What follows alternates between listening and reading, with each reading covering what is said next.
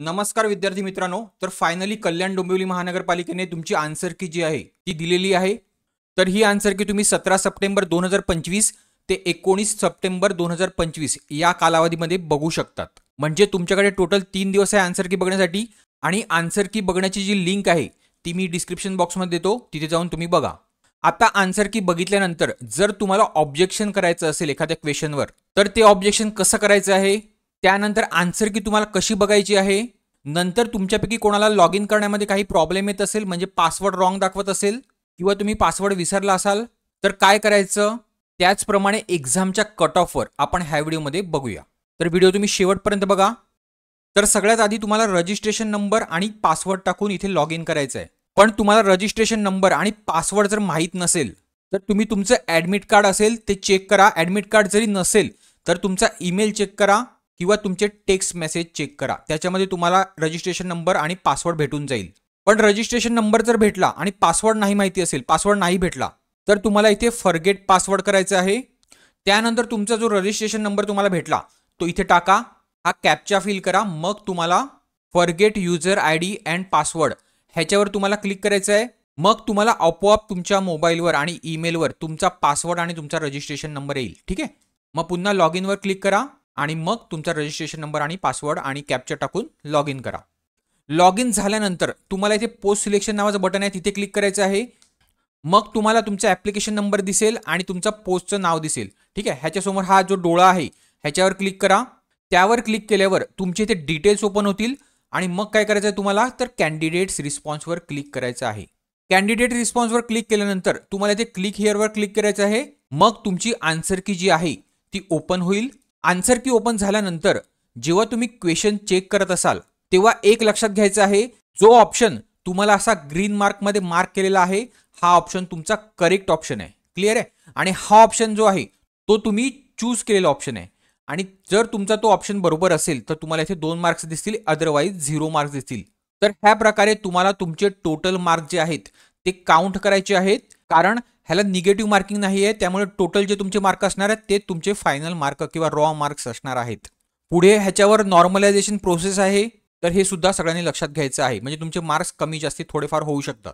आता मला तुमचा कट ऑफ प्रेडिक्ट करण्यासाठी तुम्ही कुठल्या पोस्टसाठी एक्झाम दिली आहे, तुमचा डे आणि शिफ्ट कोणती आहे, त्यानंतर तुमचे जे रॉ मार्क्स आहेत ते मला तुम्ही कमेंट बॉक्समध्ये टाकायचे आहेत।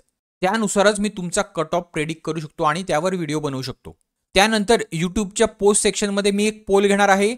त्या पोलमध्ये तुमच्या जेवढ्या पोस्ट आहेत त्या सर्व पोस्टसाठी मी तो पोल घेणार आहे आणि त्या पोलमध्ये 4 रेंज असणार आहेत, मार्क्सच्या रेंज। त्या रेंजनुसार तुम्हाला जितके मार्क भेटले आहेत तो तुम्हाला ती रेंज तुम्हाला सिलेक्ट करायचं आहे, तो ऑप्शन तुम्हाला सिलेक्ट करायचा आहे। तर सर्वांनी हे न चुकता करायचं आहे। त्यानंतर तुम्ही सर्वांनी हा पेपर हा सेव्ह करायचा आहे। ते प्रिंट बटनवर क्लिक करा, मग तुमची ही विंडो ओपन होईल।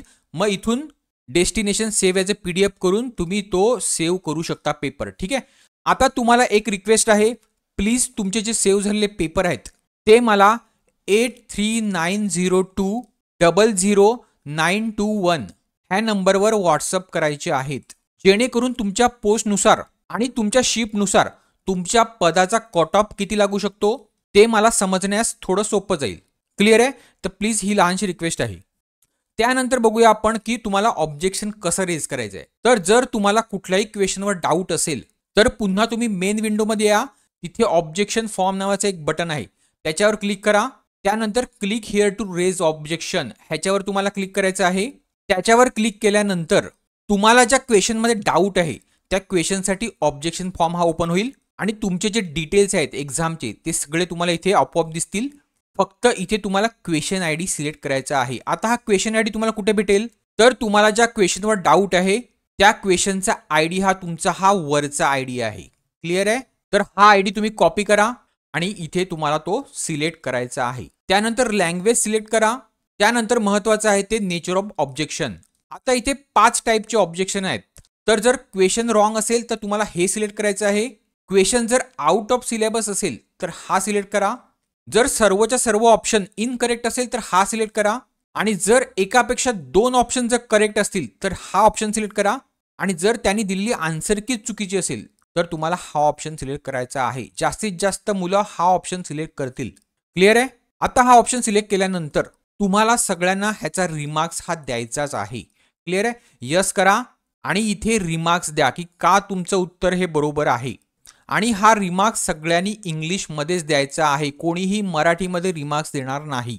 रिमार्क्स दिल्यानंतर जर तुमच्याकडे तो क्वेश्चन बरोबर असल्याचे पुरावे असतील, कुठल्या पुस्तकात बघितलं असेल तर त्या पुस्तकाचा इमेज घ्या किंवा फोटो घ्या आणि तो फोटो इथे तुम्हाला अपलोड करायचा आहे. किंवा तुमच्याकडे जर PDF असेल तर ती सुद्धा इथे अपलोड करू शकता. आणि जर रिझनिंगचा क्वेश्चन असेल तर तुम्ही एका कोरा कागदावर तो पुन्हा सॉल्व्ह करा आणि तुमचं आन्सर कसं करेक्ट आहे ते काढा आणि त्या कोरा कागदाची पुन्हा फोटो घ्या आणि ती जी इमेज आहे ती इथे पुन्हा अपलोड करा. ठीक आहे. आता प्रत्येक क्वेश्चनसाठी तुम्हाला 100 रुपये एवढं पेमेंट करायचं आहे. तर एका क्वेश्चनवर जर तुम्ही ऑब्जेक्शन रेज करत असाल तर तुम्हाला 100 रुपये लागतील. 2 क्वेश्चनवर करत असाल तर 200 रुपये लागतील. ह्याप्रमाणे. क्लिअर आहे? त्यानंतर इतकं सगळं झाल्यानंतर तुम्हाला सबमिट करायचं आहे आणि मग पेमेंट करायचं आहे. तर अशी एका क्वेश्चनवर तुम्ही एकच ऑब्जेक्शन रेज करू शकता. पुन्हा तुम्हाला दुसऱ्या क्वेश्चनवर ऑब्जेक्शन रेज करायचं असेल तर पुन्हा तुम्ही इथे क्लिक करा आणि जी प्रोसेस आपण मागे केली तीच तुम्हाला पुन्हा करायची आहे. क्लिअर आहे? आणि पुन्हा पेमेंट 100 रुपये करायचं आहे. प्रत्येक क्वेश्चन मागे 100 रुपये. पण एक लक्षात घ्या, जर तुमचा क्वेश्चन हा बरोबर आला म्हणजे त्याने दिलेला आन्सर जर इनकरेक्ट असेल तर तुमचे जे 100 रुपये तुम्ही पेमेंट केलेले आहे ऑब्जेक्शनचे ते तुम्हाला रिफंड होतील. आता ज्या विद्यार्थ्यांनी पेमेंट स्लिप किंवा त्यांच्या ॲप्लिकेशनची प्रिंट जी आहे ती आधी घेतली नव्हती तर त्या विद्यार्थ्यांनी ॲप्लिकेशनची प्रिंट घ्यायची आहे आणि तुमच्या पेमेंट स्लिपची सुद्धा प्रिंट घेऊन ठेवायची आहे. कारण पुन्हा 3 दिवसानंतर कदाचित हा ऑप्शन अवेलेबल नसणार नाही. तर आत्ताच तुम्हाला ॲप्लिकेशनची प्रिंट घ्यायची आहे आणि पेमेंट स्लिपची सुद्धा. तर ही तुमची पहिली आन्सर की आहे. पुन्हा तुम्ही ऑब्जेक्शन रेज केल्यानंतर तुमची दुसरी आन्सर की प्रसिद्ध होईल. तर हे सगळ्यांनी लक्षात घ्यायचं आहे. तर आता जर तुम्ही ठाणे महानगरपालिका, नागपूर महानगरपालिका किंवा मीरा भाईंदर महानगरपालिका तसेच DMER ह्या संबंधित कुठल्याही एक्झामचा जर अभ्यास करत असाल तर तुमच्या एक्झामसाठी माझ्याकडे काही नोट्स अवेलेबल आहेत. ज्यामध्ये माझी सगळ्यात महत्त्वाची जी नोट्स आहे ती आहे 1 वर्षाची करंट अफेअर्स. त्यामध्ये तुम्हाला मी ह्या नोट्स बरोबर वेगवेगळ्या एक्झामचे TCHचे क्वेश्चन पेपर हे देतो, ते फ्री देतो आणि तुमच्या टेक्निकल सेक्शनसाठी सुद्धा काही क्वेश्चन पेपर हे फ्री देतो जे माझ्याकडे अवेलेबल असतील ते. त्यानंतर DMER पोस्टसाठी हे क्वेश्चन पेपर माझ्याकडे अवेलेबल आहेत. तर ज्यांना हवे असतील, ह्या नोट्स हव्या असतील, ह्या नंबरवर व्हॉट्सअप करून माझ्याकडे एन्क्वायरी करा की माझ्याकडे कुठल्या नोट्स अवेलेबल आहेत. मग मी तुम्हाला रिप्लायमध्ये सांगेल की कुठल्या नोट्स अवेलेबल आहेत आणि ज्या तुम्हाला नोट्स बाय करायच्या असतील त्या तुम्ही बाय करू शकता ह्याच्यावर पेमेंट करून, ह्या QR वर पेमेंट करून. ह्या नंबरवर कोणीही पेमेंट करायचं नाही आहे. तुम्हाला ह्या QR वर पेमेंट करायचं आहे आणि त्या पेमेंटचा ट्रान्झॅक्शन ID जो आहे तो मला पुन्हा ह्या नंबरवर व्हॉट्सअप करायचा आहे. मग मी तुम्हाला PDFच्या रूपामध्ये माझ्याकडे ज्या नोट्स अवेलेबल आहेत त्या सगळ्यांना देईल. क्लिअर आहे? तर चला, होप करतो तुम्हाला हा व्हिडिओ आवडला असेल आणि आवडला असेल तर प्लीज लाईक करायला विसरू नका आणि शेअर करायला विसरू नका आणि चॅनलला सबस्क्राईब करायला विसरू नका. मी लवकरच ठाणे महानगरपालिका, मीरा भाईंदर महानगरपालिका आणि नागपूर महानगरपालिका ह्या संबंधित व्हिडिओ टाकेल.